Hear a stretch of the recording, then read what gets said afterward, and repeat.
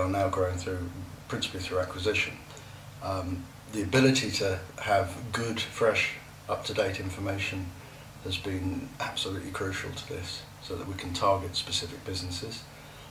We can look at businesses in some detail financially and find out where they are, see if they fit the first criteria that are in place, the first set of criteria that are in place.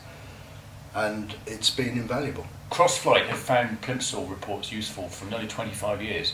Just tell us about acquisitions and how you might go about that, and would you always refer to Plimsoll? We have done so far. In fact, we've got 4 businesses that we're speaking to at the moment.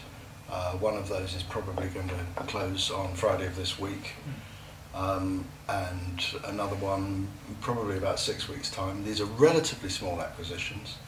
The reports are extremely useful for those, and we've actually used that probably as the starting point for all of the ones that we've looked at. We have access, obviously, to the records at Companies House directly, the same as a lot of other people, but it's very useful to get an organised set of accounts for, if you like, other businesses with the same kind of in the same kind of marketplace and with the same kind of synergies that we're looking for. Would you go to your accountants with the Plimsoll reports, or do you see this as a separate?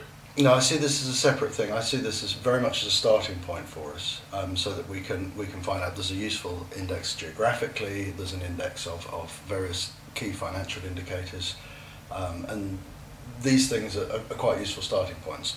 We then go through, we'll probably, or I generally do this myself, draw up a short list of however many companies it may be, and then go and look at each report on those companies. Some of them we'll discard very quickly. They may simply be too strong. There are times when we're not looking for necessarily financially very strong companies where the acquisition cost would be very high. It's been invaluable, as I said earlier, in terms of actually sourcing the original ones in the first place. And once we've done that, we move on from there. In those negotiations, do you ever look at the Plimsoll report with them, or do you take I have done, yeah. Oh, yeah. I have done. Yeah, we've very often when it's abbreviated accounts and where we don't have up-to-date information, at an early stage, this information, we believe it's fairly accurate. Usually it is fairly accurate. And we use that as the starting point.